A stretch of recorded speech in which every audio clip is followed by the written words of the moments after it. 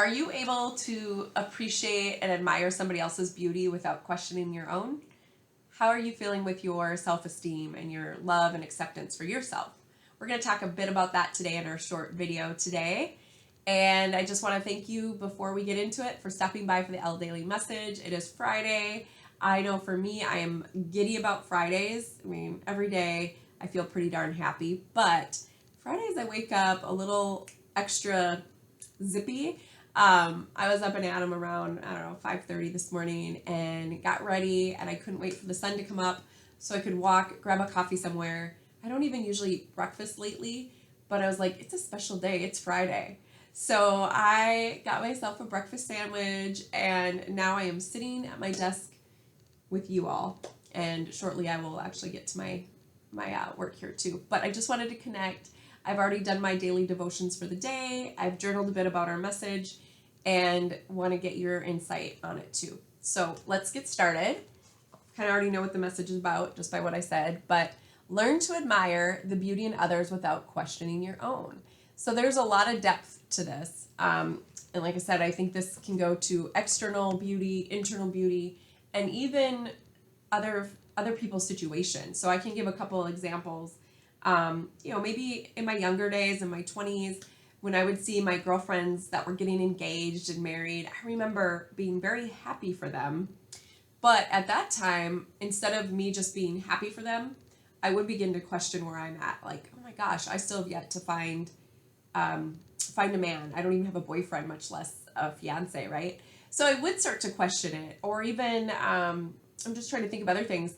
So let's go straight to external beauty. I could appreciate a girlfriend and think, oh wow, I love that outfit on her. She looks so good in this. And then I would kind of question where I'm at. Like, oh, I don't know if I would look the same, or oh, maybe I should color my hair a little bit. Maybe I need to change it up. That's something that we can naturally do. It's like you can see somebody, appreciate it, but then you start to question your own place that you're at. And it can be very destructive. It's not being mindful of feeding yourself with positive, affirmative words. So there's a bit of healing that goes on with that. And I can say part of it is just growing and becoming older and wiser. But even at, 40, 60, those are still natural feelings that can come about. So one, it's catching yourself when you're doing it. But two, the more that you grow for your own self-love and acceptance, the better you are at just being truly happy and joyous for someone without questioning where you're at. And I can say it's just been the last few years that I've really been able to feel joyous for others and not compare where I'm at. So here's a good example. There's just a friend that I have, and her life was a little bit tough. She had lost her husband. She has, single mom, and all of a sudden she just meets this amazing man who is adoring, cherishes her, and vice versa. They're just a great couple. And it happened quickly. I mean, within 6 months, I think they were engaged. Now they're married, and moved into a beautiful home, and it's just awesome. And so, maybe 5 years ago, I would have looked at that and thought, yes, I would have been happy for her, but I would have felt, what am I doing wrong, or what am I missing, and how come my life isn't like that? Now I don't do that. I don't question where I'm at. I was literally like amazing, happy for her, and it gives me hope to know that's what I want someday, and it will happen. And so I know I always give examples about being single or relationships, so I apologize if you're not a single gal like myself, because sometimes you're probably like, all right, Ellen, enough of those examples. But you have your own, right? Think about something that you might be wishing upon. Maybe you are one that is wanting to be a grandparent, and you're starting to see like, all of my friends are grandparents. How come I don't have grandbabies? Whatever your situation is, you can apply it.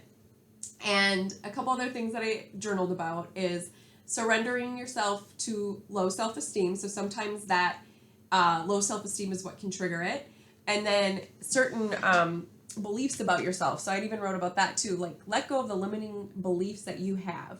So maybe you're thinking, oh, that's just not possible for me. Well, if you limit yourself to that, it isn't going to happen, and it won't be possible. So stop limiting yourselves to what could really happen. Think about what you want. That's the best way to go about it. So for me, I've learned that I don't want to do the I want that but, because the but gets in the way. It's just, what do you want? What do you want? Believe it'll happen. Or just be grateful in the present moment of where you're at. So that's key. What else did you know what? I'm not even going to go into, I was going to talk a little bit about the chakra cards, but we're already 5 minutes in, guys. And it's Friday. I want to let you get into your, finish up work and be on your merry way. So a couple things to be journaling about and thinking on when it comes to self-esteem and being able to just love where you're at in life and be grateful and joyous for others too.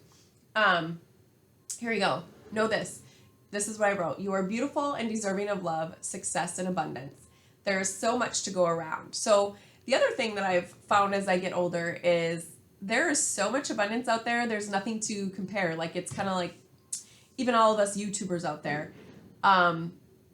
There's so many of you folks watching that I don't know how to explain it without, you know what, we're going to just skip that. Erase that.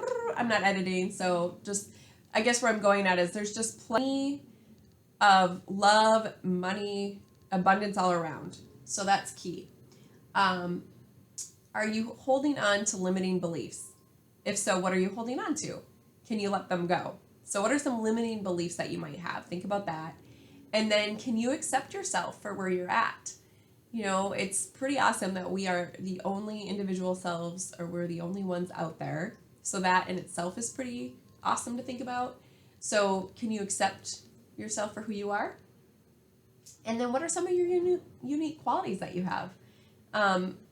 When you can do that, you will see yourself as complete. So the key to it is just being like, I am complete exactly the way that I am. And maybe my situation isn't like theirs, but this is my situation and I'm happy in it. Okay, so here's a little bit more to think about. Sometimes having the end in mind is kind of key, right? And just feel that it is fulfilled. We talked a little bit about that yesterday, being more mindful of, the subconscious state of mind. So being aware of what your thoughts are. And if you get into that negative, woe is me, circle it back to the positive attributes and focus on all the good things that you have and the qualities that make you you. So I hope that helps. And you know what? Maybe this message wasn't for everybody, and that's okay too. But I'm sending you all so much love, and I hope you have a wonderful, wonderful Friday. All right. I will see you tomorrow.